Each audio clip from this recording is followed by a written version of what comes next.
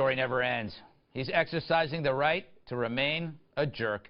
I refer to San Francisco 49ers Colin Kaepernick, who continues to sit during the national anthem, protesting a country he claims oppresses people of color. At Thursday's NFL game in San Diego, where the Chargers held their annual military appreciation night, Kaepernick took a knee during the anthem, and other players joined him, which is fine. But during practice sessions, the backup quarterback was also seen wearing socks. Yes, socks! Depicting pigs dressed as police officers. Talk about a brave statement, a cartoon on your socks, where everyone can see it if they look really, really hard. Anyway, here's his excuse for the socks. I wore these socks because the rogue cops that are allowed to hold positions in police departments not only put the community in danger, but also put the cops that have the right intentions in danger by creating an environment of tension and mistrust. I have two uncles and friends who are police officers and work to protect and serve all people. Wow, he knows a few cops. Didn't he just appropriate the "but I have a few black friends" cop out? I guess he's off the hook.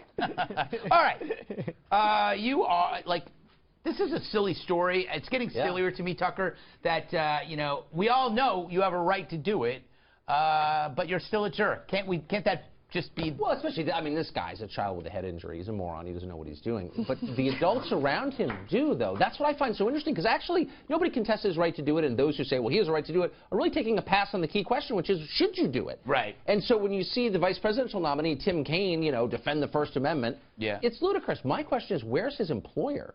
Where are the team owners? Where's the head of the NFL? I mean, actually, what, are they too afraid to make a simple statement on behalf of the national anthem? I mean, they're the cowards here. No, they haven't, that I know. The coach of the team has spoken, and he talked about the fact that it's suggested that all the players stand, and it's not required.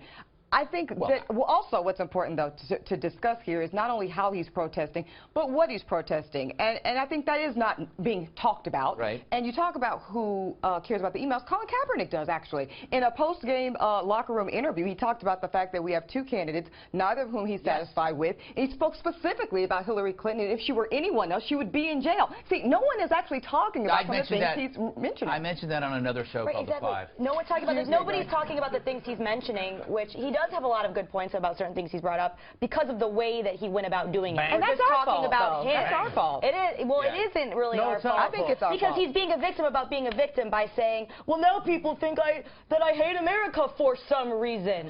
The reason is because you insisted on sitting down during the national anthem when you are a celebrity and you have so many other ways that you could have expressed your But this is the way that makes people very uncomfortable, right? And that's why even in this room, we're in huge disagreement about what he's doing and why he's doing it. And I do think change can come from uncomfortability. Also, he took the knee, I just want to point this out, as a compromise. He had a meeting with a Green Beret by the name of Nate Boyer, and they had a 90-minute conversation around military and rights. And but we're not talking about that. We're talking about him. But I'm talking about it, and maybe that's a broader conversation. I think both of you should settle it outside with a screaming match on 6th Avenue.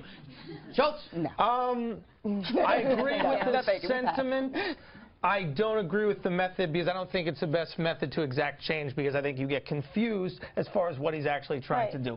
So while you know, the sentiment behind it, I think makes perfect sense. I think that we can all fix things in this country, and I think that we should all feel that we should do that. But when you do something like this, it's so divisive at a time where we need unity. Why would you divide people in half? I think you should use patriotism, use the flag, use the anthem. Go, hey, the ideals of this country, right? Because the reality of the matter is this. Right? This flag and the anthem represents the Constitution. And if everybody got what they were promised in the Constitution, would there be a point of protest? But that's his point, right? Right. For him, he doesn't feel like it is. But there wouldn't be, right? But he's critiquing it and saying that he doesn't feel it's being uniformly applied. But my point is you're critiquing the wrong thing. We keep forgetting. He's a football player.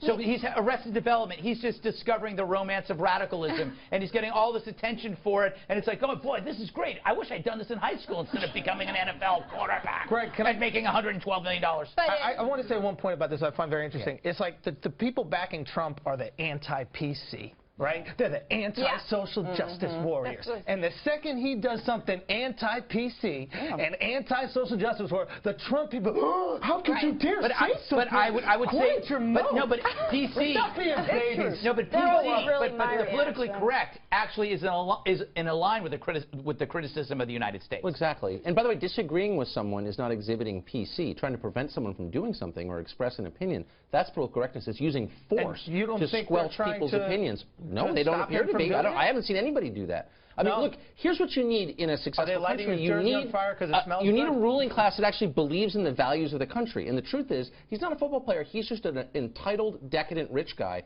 all like the rest of them. That's another thing I don't like. Just because you make money doesn't mean you can't have it actually does mean that if you make $112 million, you have an obligation, if you believe in change, to do more than just make grouchy noises or wear weird socks. Why does he give his money to Black Lives Matter? Do y'all not know he just promised to give the first $1 million of his contract to justice reform? So no, you're supposed to give it to me. Out of 112? You want me to give a whole 100? Nobody's listening to me anymore. Sorry, Greg. No, Jessica, I want to get you in here because I think you have something to say that I might agree with, and if I don't agree with it, I'll yell at you. Okay, great.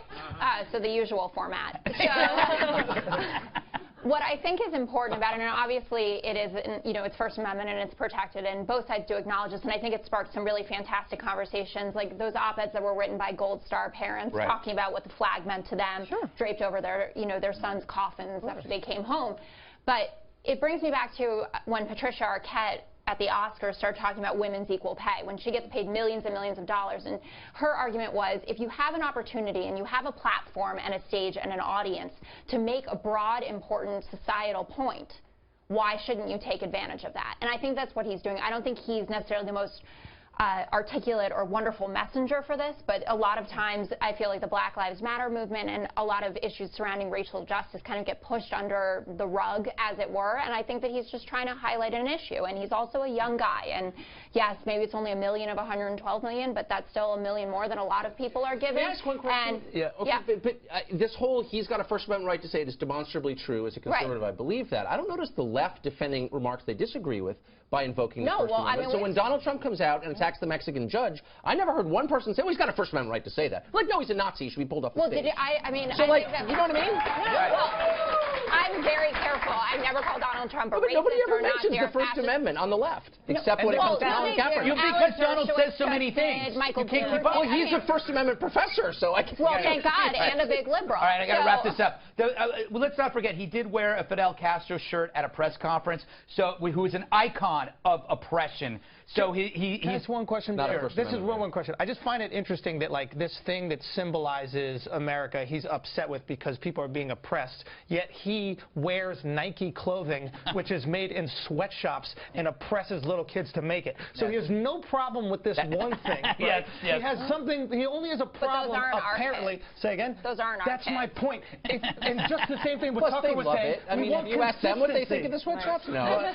What the kids love the sweatshops? Yeah. Can't wait. I think the logic here is if you sit down to protest oppression and the government pays no mind, I think Obama actually probably appreciates it. The sitting down proves you wrong. Obama criticized it. Well, really? Yep. What, you're not supposed to make the host look stupid. I didn't. I'm sorry. Well, cut it. No, we'll leave it in. We'll leave it in. But I will be meeting with you next week about this. Okay.